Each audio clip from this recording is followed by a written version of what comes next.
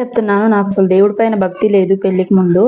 దసరా, దీపావళి, సంక్రాంతి, వినాయక చవితి ఇలాంటివి తప్ప ఈ వరలక్ష్మి వ్రతాలు ఇలాంటివి అసలు తెలిసేవి కాదు. ఇక్కడ చూస్తే ఈ పెళ్ళైన తర్వాత మా అత్తయ్య పోస్ట్ వల్ల కొన్ని పూజలు చేయాల్సి వచ్చింది. అయినా భక్తితోనే చేశాను, కొంచెం ఇష్టంగా చేశాను.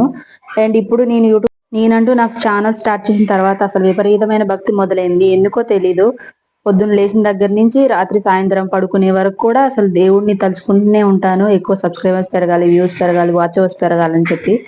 అండ్ అంటే మనకు మనమే అనుకోవాలి, వేరే వాళ్ళ ఫోర్స్ వల్ల, వేరే వాళ్ళు ఏదో చెప్తే మనం చేయకూడదు, మాది మనలో ఉండాలని అప్పుడు అర్థమైంది. అండ్ ఇప్పుడైతే అసలు ఏ రోజైనా పూజ చేయగలుగుతున్నా, ఏ దేవుడికైనా పూజ చేయగలుగుతున్నాను. అంటే ఈ వీడియోలో అయితే ఎగ్ టొమాటో ఆలూ కర్రీ అయితే చేస్తున్నాను. ఎగ్స్ ఎందుకంటే మన ఇష్టం, ఏది వేసుకున్నా వేసుకోపోయినా అవసరం లేదు.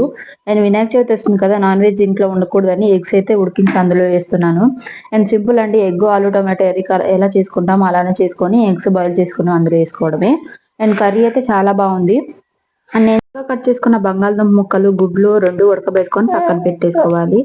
తర్వాత ఒక ప్యాన్ లో కొంచెం నూనె, కొంచెం జీలకర్ర, కరివేపాకు ఇవి వేసుకొని బాగా వేయించుకున్న తర్వాత ముక్కలుగా కట్ చేసుకున్న ఆనియన్స్, తర్వాత ఫుల్ స్పూన్ ఆఫ్ అల్లం వెల్లుల్లి పేస్ట్ వేసుకుంటేనే చాలా బాగుంటుంది. ఈ కూరలోకి అల్లం వెల్లుల్లి పేస్ట్ మెయిన్ అండి, సో ఎక్కువగానే వేసుకోండి, బాగుంటుంది.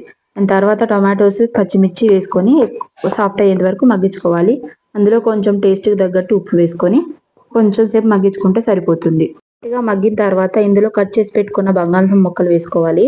సో అలా లావుగా ఉంటేనే బాగుంటుంది, ఆ లావు సరిపోతుంది, లేకపోతే కూరలో గుజ్జు గుజ్జుగా అయిపోతుంది.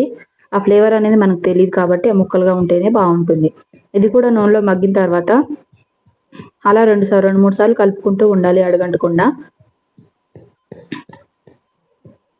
తర్వాత తగినంత కారం వేసేసుకొని మొత్తం కలిపేసుకోవాలి.